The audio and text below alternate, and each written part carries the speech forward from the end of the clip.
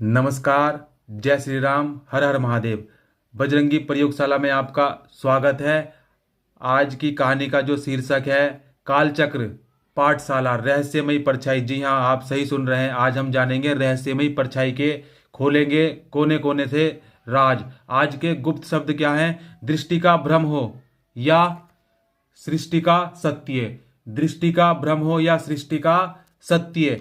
वक्त की टिक टिक या कर्मों की गूंज। स्वागत है आप सभी का सत्य की उस प्रयोगशाला में जहां वक्त भी झुककर सलाम करता है।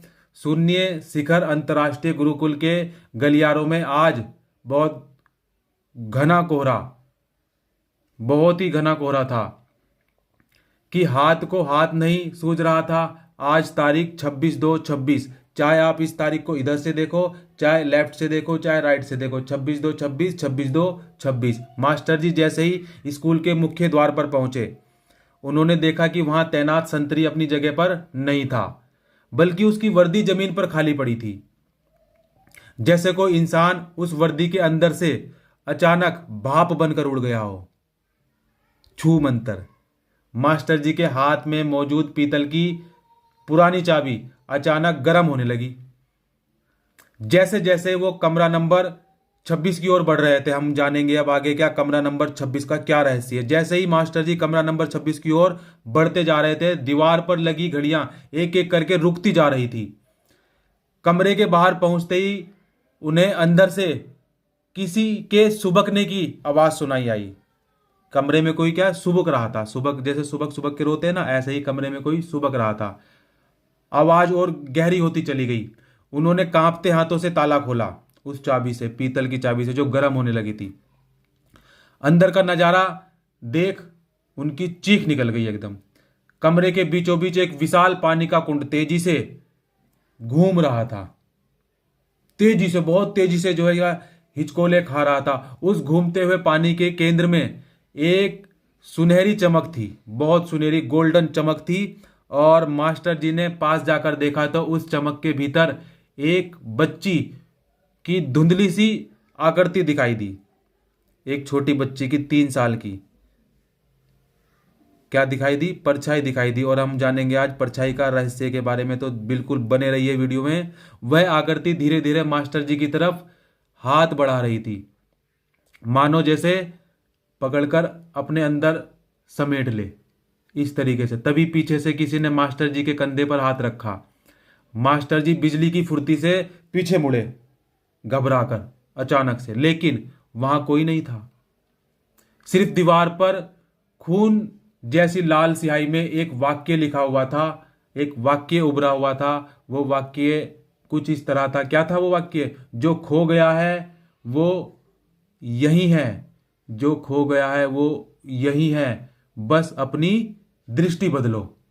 क्या बदलो? अपनी दृष्टि बदलो। और जैसे ही मास्टर जी ने दोबारा कुंड की ओर देखा, जैसे ही दोबारा कुंड की ओर देखा, तो नजारा कुछ इस तरीके था। क्या था कि वो जो जादुई पानी था वो शांत हो चुका था। जो जादुई पानी जो हिलोरे खा रहा था वो शांत हो चुका था। अब वह कोई बच्ची नहीं थी। जब उन्होंने देखा दोबारा कि पानी तो शांत हो गया, लेकिन वहां पर कोई बच्ची नहीं थी, बल्कि पानी की सतह पर एक नाम तैर रहा था। उसका नाम था वेदांशी। और उस नाम के नीचे आज की तारीख लिखी थी। और आज तारीख क्या है? 26/2/26। चाहे तो 26/2/26 को इधर से देख लो तो भी 26/2/26, और इधर से देखेंगे तो तब भी 26/2/26। इस कहानी का रहस्यमय खुलासा आप करने जा रहा हूं मैं, ध्यान से सुनिएगा। वह स्कूल कोई इमारत नहीं थी, बल्कि एक टाइम पोर्टल था। क्या था? एक टाइम पोर्टल था। कोई इमारत नहीं थी, वो टाइम पोर्टल था। वह कमरा नंबर 26 केवल उसी शिक्षक के लिए खुलता था जिसकी समर्पण और दुख, उस शिक्षक के समर्पण और दुख क्या थे? हिमालय जैसे विशाल थे। जैसे कल की कहानी में क्या था? हिमालय था ना, और हिमालय को बहुत घमंड था, लेकिन नदी ने उसका घमंड चूर चूर कर दिया। नदी ने क्या कर दिया था प्यारे बच्चे? आपको पता है ना, कल की कहानी सुनी थी आपने? नहीं सुनी? ठीक है, उसको दोबारा से आप क्या करेंगे, फेसबुक पे भी देख सकते हैं आप उस कहानी को, और यूट्यूब पे भी देख सकते हैं। ठीक है, वो अपलोड हो चुकी है, अपलोड की जा चुकी है कल ही। तो अब हम बढ़ते हैं इस कहानी की ओर।